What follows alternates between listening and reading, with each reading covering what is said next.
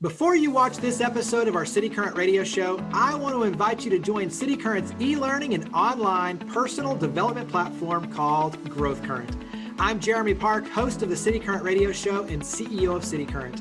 GrowthCurrent is your exclusive ticket to attend virtual events with global thought leaders, national guest speakers, and experts who can help you grow personally and professionally.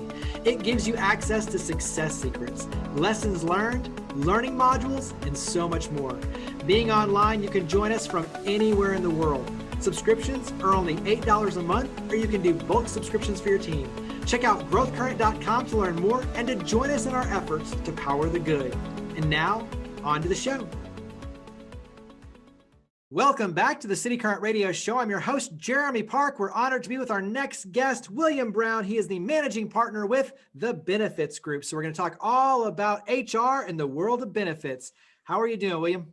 Man, I woke up this morning. I'm doing awesome. Thank you for asking. Hey, well, it's been fun. You've been a big part of our Samaritan's Feet shoe distributions and heavily involved. We'll talk about just your heart of service, but let's start on the business side. Give us some perspective, some background on the Benefits Group. We are a company that helps small to mid-sized businesses offer Fortune 500 benefits. We aim to empower employees to see, feel, and know that they're the heartbeat of their business and that they're cared for. And when you look at, to me, the power of benefits, I mean, this is a talent attraction tool. It's definitely a retention tool for sure. But this is something, to your point, that when you talk about the Fortune 500s and what they're able to do now because of technology and expertise and guidance, to your point, you can offer this very robust platform to small and mid-sized businesses so that they're able to compete. So talk about it from that vantage point of competition, talent attraction, and retention. They almost have to in today's market. And I'll tell you why. So first, everything you just said, Jeremy, is absolutely right. We all know competition, retention, people are looking for it. It's very important.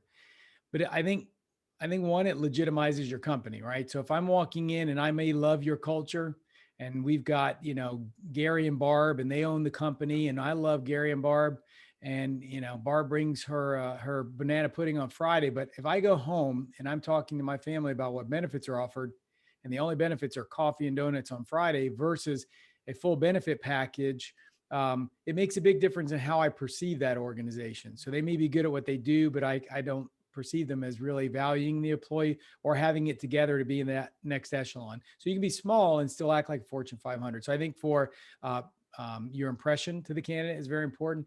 And then also there is a tax benefit. I won't go into this, but a lot of owners don't know that just by offering benefits, right? So what's one of the biggest bottom line expenses for them outside of maybe cost of goods sold is employee costs, right? And those payroll taxes.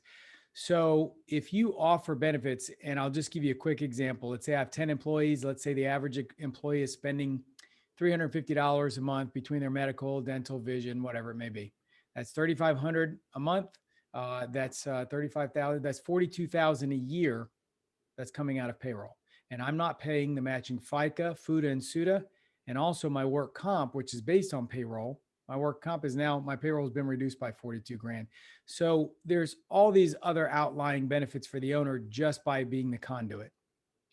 When you're looking at, when you're sitting down with a business owner and you're kind of going through some of the different things, what are the questions that you like to ask? Because to me, you can get really deep on just the insurance plans in and of themselves, but then you start talking about 401ks and all, like there's a lot to kind of unpack. So what are the questions you like to ask on the front end? First, I want to know why they're offering it, right? And as somebody asked, here's why. If I walk into an environment and I'm dealing with an owner, and this has happened, that says, well, just send me what you got. These guys love to spend their money on, beer and cigarettes on Friday, and maybe I'll look at it.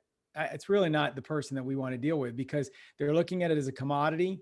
But if I have a company that says, hey, I don't know if I can afford to put anything with it, if much at all, but I really care about these folks. They've been with me. I want to give them the best I can. Then we're going to go to the ends of the earth. So I want to know what's the heart behind offering it. Do you want to do it? Has somebody asked for it? And then secondly, I want to know about your employee demographic.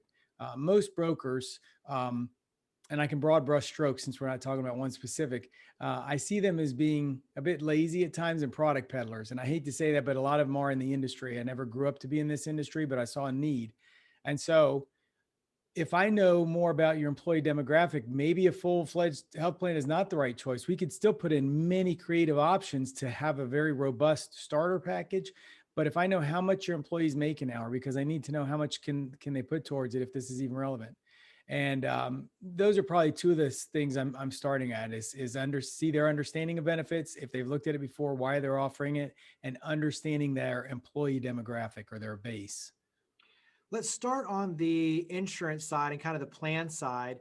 Mm-hmm. When you look at, you've got the health insurance and you have vision and dental, and there's, short-term disability and long-term disability. I mean, there's so many nuances that, you can get really into the minutia, but what are some of the major things that you look for fit and for offering? Where talk kind of through some of those different options. Sure. So first, if there's two types of entities typically. I mean, I'm simplifying it, but you're either offering benefits currently and you're not happy with the service and you feel like you've just been given a product peddler who talks to you once a year, or you want to offer it new. You haven't ever offered it. You're a little bit apprehensive. You think it's a convoluted process. It's messy and nobody's ever taken the time for you. Those are perfect for us, right? So what we're going to do is we're going to basically understand what you're going to be able to contribute, if anything. And then we're going to start out, if it's a starter package and you want to do medical, we'll probably focus on the medical, dental, vision first. That in and of itself is a lot to assimilate. We'll probably put in telemedicine. We always did that more now than ever, but it's easy to add on, but that's it. Then in subsequent years at renewal, we'll look at adding those other things because you're right. Disability, group life, those are wonderful, inexpensive ways to build a lot of goodwill for your employees at a low cost. But I don't want to muddy the waters up front. So we kind of stick to the main core and then we'll build off that year after year. So talk about the onboarding and the technology side, because this is something I feel like that, really now you're able to leverage technology in a powerful way, especially through customized onboarding and platforms. So talk about technology on your end. sure. We want to streamline the process. We are small business owners too. I know the whirlwind that most of our clients are living in. They do widgets, go do widgets well. Let us take this piece and own it. That's what I do. I just want them to see it's the simplest process. You give us a census, spend a little time for some information transfer so you know what to expect, but we'll do the rest. So that includes streamlining from the initial. If you're coming to us, we have a platform that allows us to ask all those questions we've talked about. So you can basically shop at 2 a.m. if you need to, right? It's got questions. There's an intuitive platform that'll take us through where your head's at and let us know what we're going to offer. We can meet through Zoom like this. We can do the enrollment. So when we're doing enrollment, we'll record a video and then we'll have an online question answer after that. We'll do text campaigns with links so people can do their enrollment where they're at, when they want to. And then if there's something they missed, for those that like that personal integration, we'll have a FAQ session that's live, but all that can be digitally. Even the enrollment, we can do census enrollments where people are just, hey, I elect, and we have that digitally where you make your elections. So everything's streamlined, easy. It's and just as a footnote, we were doing that before this because we understood, and me as a small business owner, they don't have time for you to come into their house and they don't know how long you're going to be there and they don't know if they can get you out. So what we do is we've always been it to where we can let them operate their business and we take care of the rest as efficiently as possible. And back to your point about the frequently asked questions, you do a lot of training and lunch and learns and workshops and all built around education. So dive into that a little bit. Our whole point is education, whether it's during enrollment or beforehand. We're really trying to pump up our social media webinar presence just for lunch and learns and education. And why? Because actually that's truthfully the heart behind why we do what we do, why I do what I do. If you said, hey, all I had to do is benefits and just pick a product and plug it in, I'd be bored to tears, But we have a creativity there. I look at every client as a problem that has to be solved, and there's no customized. It's all customized. There's no one size fits all. But behind that, the heart is that $15 an hour worker. And I mean that. So what's happened over time is because of uh, complacency, I think it's a better word than lazy. Most folks in this profession who've just said, oh, here's a higher deductible and only went up 12%, isn't that great? And by the way, we gave you a copay for urgent care. No, it's not great because, that affects real lives of real families who that's a huge part of their spend. So I think the onus is on us to spend the time to find the best solution and find the lowest price. Like we know the cost of broccoli, you know what I mean? So that when we're presenting, there's a family that can get coverage who may have foregone coverage because of the cost.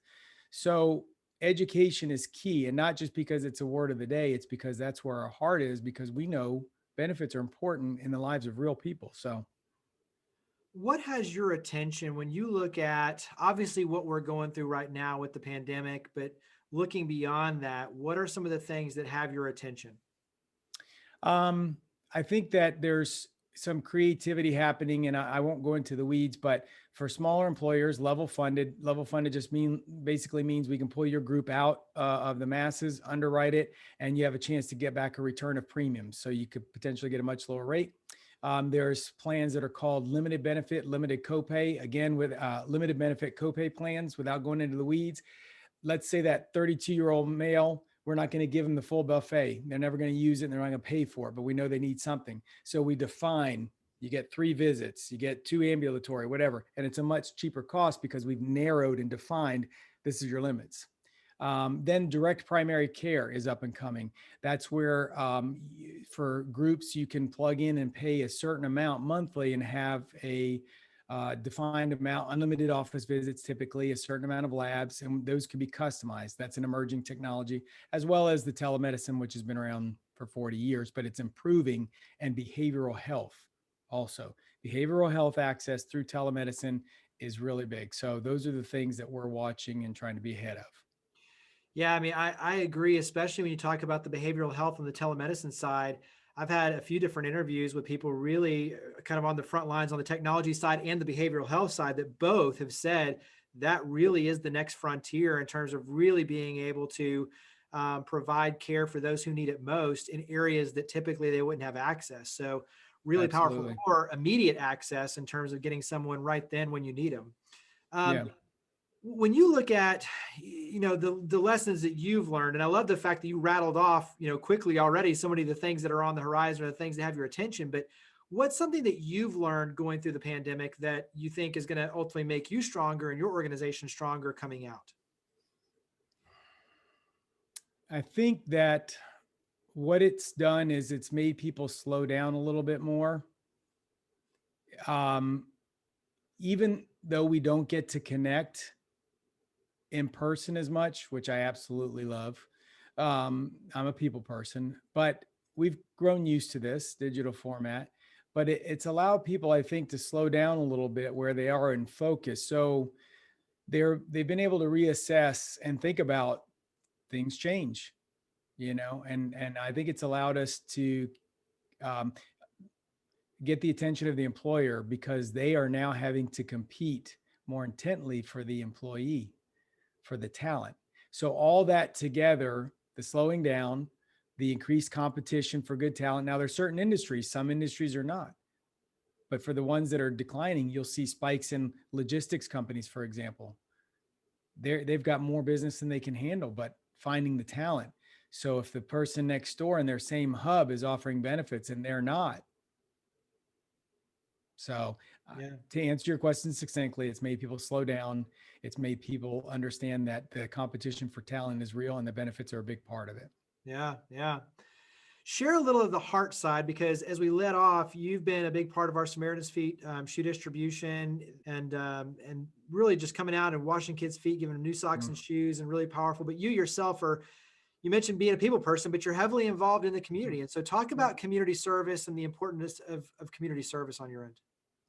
Outside of the cityCURRENT Samaritan's Feet, we help also a local charity that I've been on the board for, Steps of Success 5K, and that's a race that also leads to Transformation Life Center. The race is the fundraiser for that.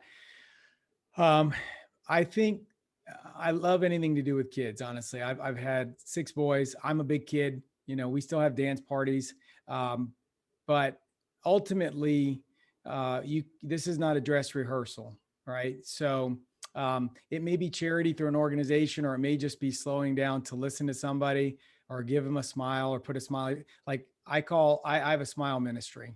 And if I can smile and stay joyful so that you can smile because maybe you're having a bad day. So charity doesn't have to necessarily be in an organized structure. It may be in your circle of influence.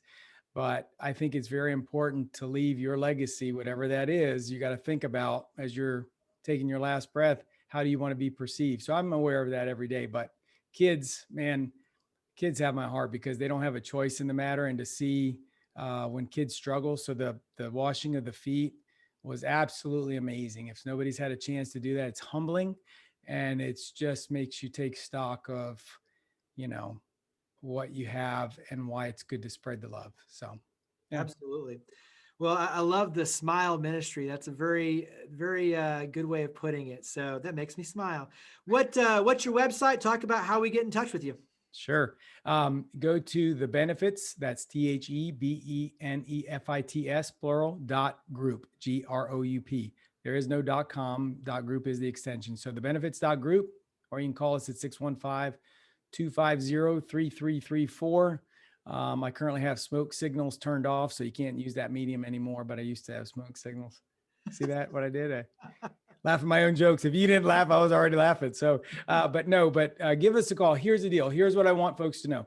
If you call, I had somebody call me the other day. We are not going to push you. I don't need to beg for your business. I don't need to product push. I really like to answer your questions. So if you say, hey, I'm working with somebody, I love this person, I feel good for you. I have an abundance mentality. I'm glad there's somebody taking care of you.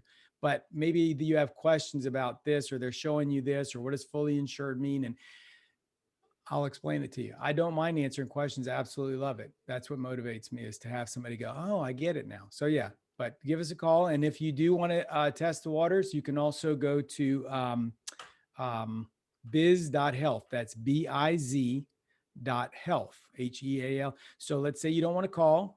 You're just worried about my jokes. You're not ready to laugh yet. Then you just go to biz.health, and you can fill out that form and say, hey, I'd like a quote. And it could be all digital, like I mentioned in the beginning. Yeah, love it.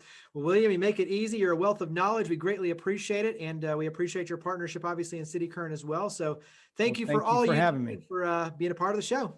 Thank you. I appreciate it, bud.